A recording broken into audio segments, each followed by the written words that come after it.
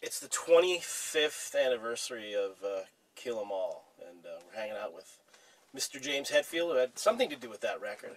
I'm not sure. I think I was there. I think you were there. So, 25 years later, first record, obviously, which is I think is a big important step for any band. When you guys first started out, did you ever even think that you would get to a full-length first record? Well, you know, we were just happy to get off of work and show up in Ron McGovney's garage and have a place to jam. I mean, that that was enough. And then it becomes not enough, and you think, well, the next thing is you do a gig, and then the next thing is, oh, you write more songs and this and that, and you do the demo, and all of a sudden, well, you get a song on someone's compilation record.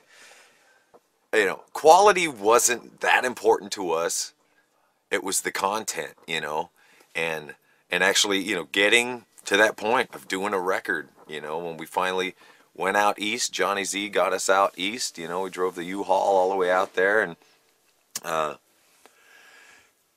got funds together for the record. We were up in Rochester, New York, and we never been to New York, and all of a sudden we're recording a record out in the out there, and making a record.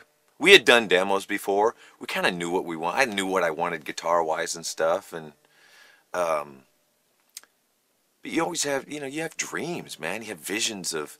I remember being at school writing. I'm drawing up the band I'm gonna be in. I already know the name of the record. I know what it's gonna look like and all this stuff. And it's a dream that started to come true, And I remember sitting down talking about the title, Metal Up Your Ass was the title of the record, and we have the artwork, the toilet and the blade and all of this, and well, you can't have that. No one's going to sell it, and we got to come up with another title and all of that, but just all of the creative things that go around, making a record. But yeah, I mean, we had the songs. We had been playing those songs in the clubs forever. Kill 'Em All is basically, the first, 10 songs that we wrote. We were pretty particular about, I remember very early on with James having, what's the point of writing a song if it's not good enough to go on the record? So we were very kind of anal. But, every song, so Kill 'Em All is literally the first 10 songs. It's not, there was 16 and 10 of them made it on the record. I think that the last two, there was the famous, No Life Till Leather demo that had 7 songs on it. And I think that song 8 and 9 was No Remorse and Whiplash. Those were finished right around the time that I think Cliff joined the band. And we went and did a demo of those up in Walnut Creek, up in Northern California. And then, of course, the 10th song being the bass solo song. So by the time we went to San Francisco, I think that pretty much all the songs were done or very close to being done. It wasn't like we, wrote. I mean, we were writing when we got to the East Coast, but those were the songs. That was Fight Fire and For Whom the Bell Tolls and whatever that ended up on the next record. So Seek and Destroy. I remember writing that in my little pickup truck when I'm working at the sticker factory in Whittier. I'm listening to Diamond Head, single note riffs, and it's like, hey, this is pretty catchy. Go over to Lars's place in Newport, and in his dad's meditation room, we take all the mattresses and put them up against the wall, and we write Seek and Destroy, and we're headbanging, through his house there, and so slowly started, writing songs. Some of the songs were things that I had before, like Hit the Lights, or lyrics that were from other things. No Remorse was some other song. So really kind of, and I think the uniqueness of the writing of that record was, we're writing new music, but here's some old lyrics we're just going to shove in there, and so some of the phrasings are really kind of different, and, maybe not the way you would have written them back then, but they helped us write the music around it. And but yeah, we had the songs. We'd been playing them in the clubs for a long time, so we were very well rehearsed. So when we went in to record them, you know, there wasn't a lot of messing around time. You know, early May, something like that. I think we went up to Rochester and started what's called Barrett Alley with the studio. But we were psyched. It was a cool studio. We felt pretty good, and also it wasn't like, as then has happened on every record since then.